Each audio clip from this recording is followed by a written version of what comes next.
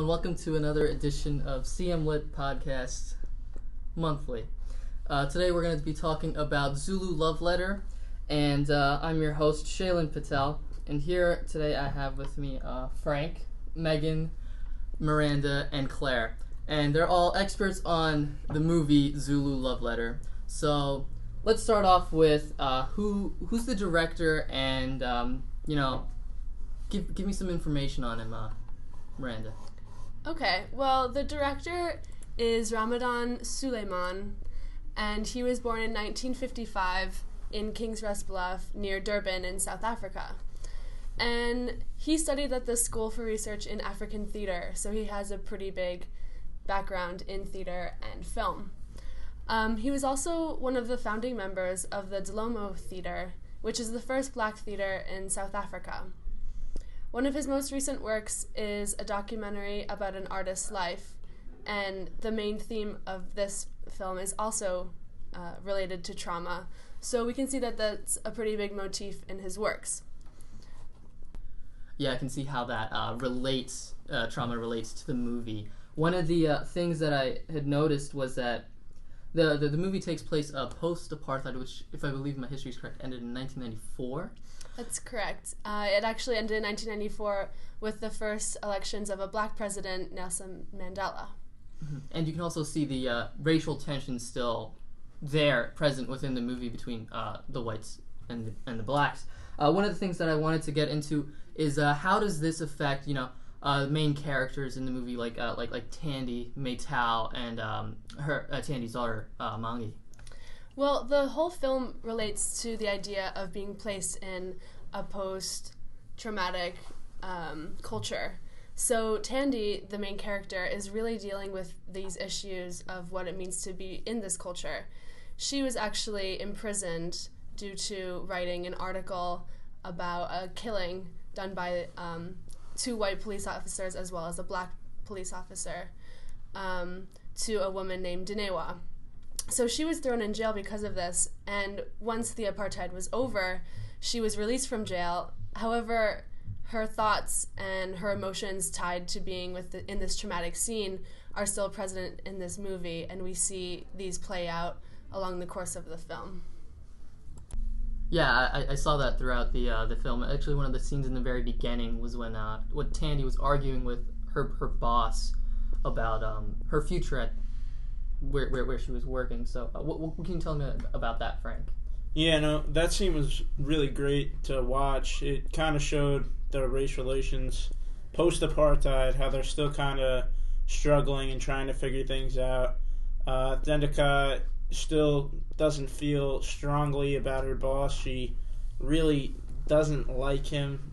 It's almost as if she blames him for the situation that she was in. Yeah, I mean, he is semi-responsible for the situation because he's the one who hands over her article to the agents, and that's the whole reason why she gets caught in the first place, and that's why she ends up in jail while pregnant with her daughter. So, I mean, I could see why there's a lot of tension there. Yeah, it's almost as if he, threw Tandy under a bus because, he tells her, go out, get me a story. She gets this amazing story about how the secret police kill, I believe, this young girl. And then when they come to find, who wrote it, he's just like, oh yeah, this is the author of the story, or the article, and this is what she did, and he sold her out. Bottom line, he sold her out. Exactly, he sold her out. And after he sells her out, later on in the movie, we see that there's a flashback of her time in prison, and she's, being beaten, and she's pregnant at this point too. One can only imagine, what would happen to a person if they're beaten while pregnant. So how does that incident portray throughout the rest of the movie for Tandy? Yeah, she was definitely scarred. Definitely, obviously physically, but also emotionally, and we can see this throughout the movie. When Mangi was born, she ended up being deaf because she was beaten in jail. And that really creates an interesting complication between the relationship between Tandy and Mangi, as they're both unable to communicate properly with one another. So how does that communication issue play out in the movie? Communication is a big deal throughout the movie because she feels almost responsible for why Mangi is deaf. And a lot of her other relationships between like Mangi and her grandparents and Mangi and her dad, they can communicate well and they know sign language, whereas with her mom, she struggles to properly communicate. Yeah, definitely. So, how do they properly communicate with one another towards the end of the movie, Claire? So one of the ways which they properly communicate is through the love letter that Mangi made for Tandy. And the history of the love letter is that young Zulu men would go to work far away on farms or in towns, and the women left at home had no idea how to write letters, so the idea was to create a way to communicate without the use of writing, which is how the idea sprung to make these Zulu love letters that are made of colored beads that would be read from the outside to the inside.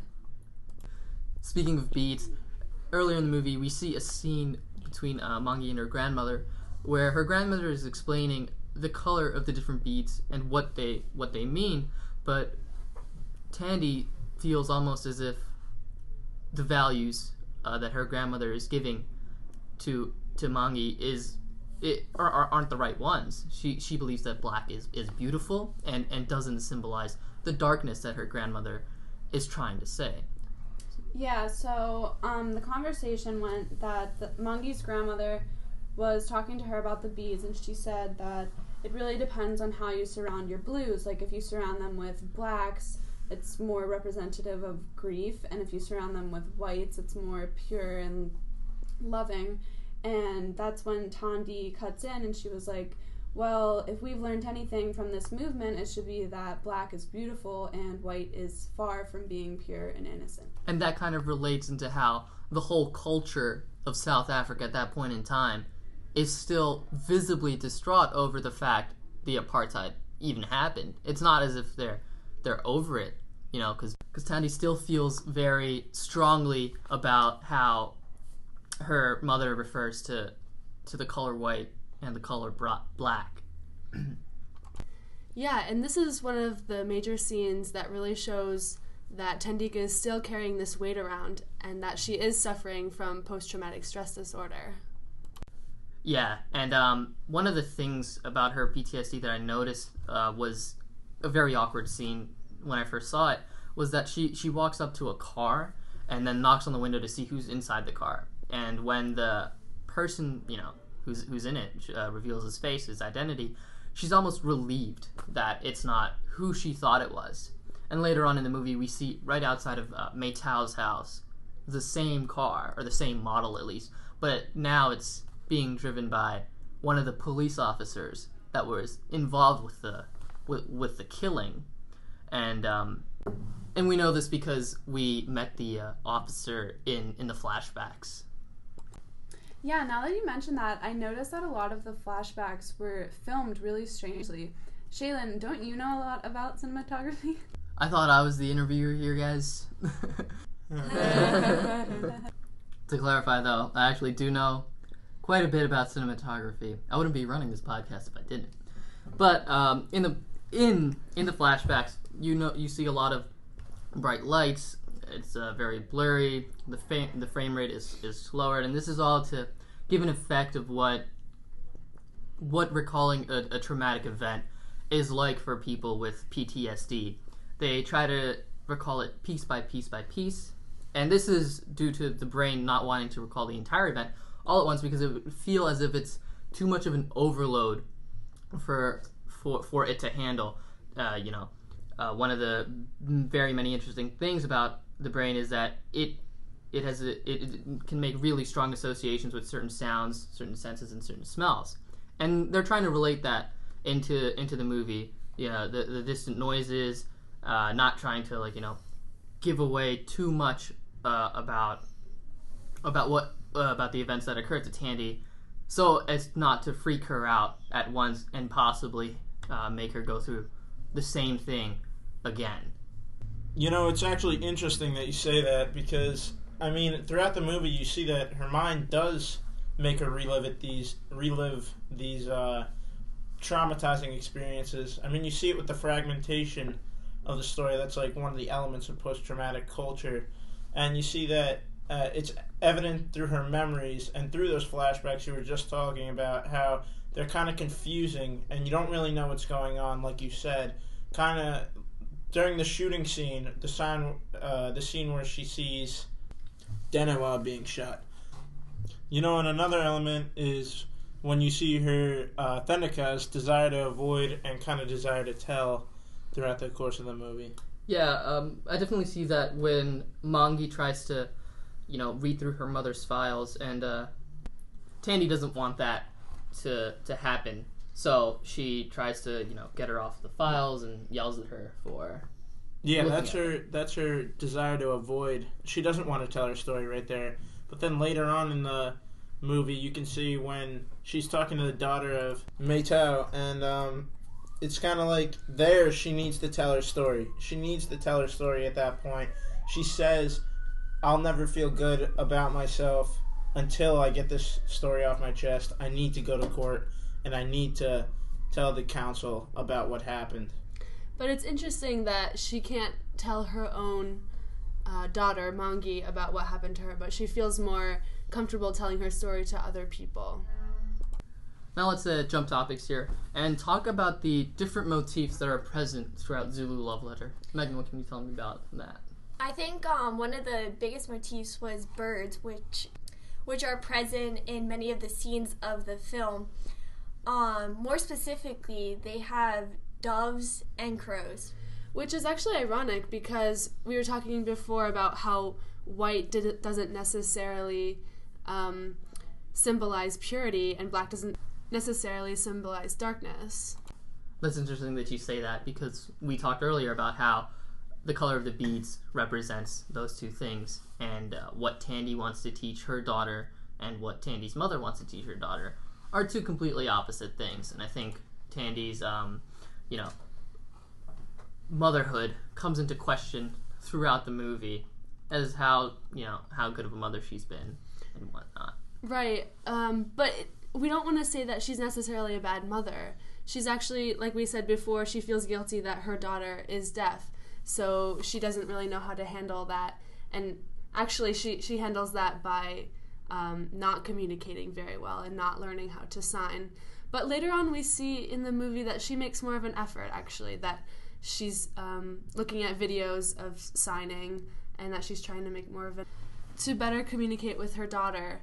And this is interesting because as she's working things out with her daughter, she's actually working things out with her own mind. She's working her PTSD out because she's helping May Tao find Denewa, her daughter's body.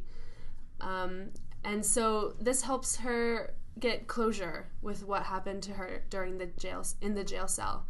So why is this so important to May Tao?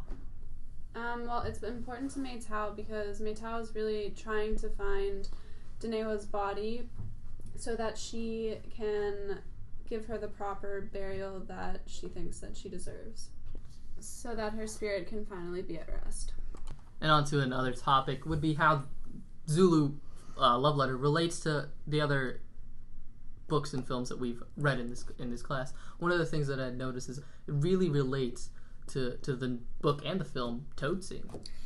Yeah, I would definitely agree. In both the movie and the novel, the setting is the same. It's both post-apartheid in South Africa.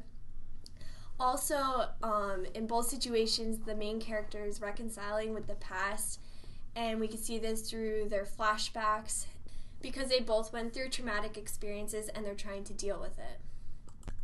Yeah, it's a great connection there. Are there any other ways that Zulu Love Letter connects with any other novels or films? Yeah, another play that we studied in this class was Death and the Maiden, and this is a perfect tie back to Zulu Love Letter.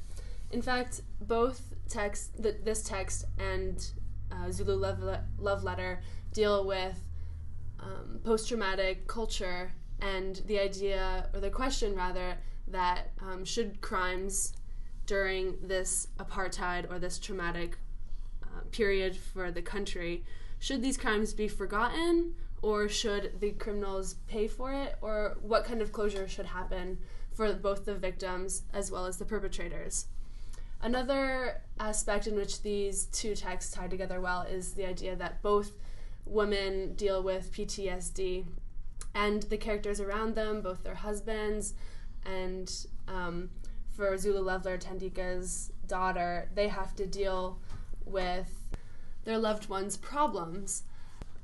Yeah, thank you. That's definitely a very interesting comparison.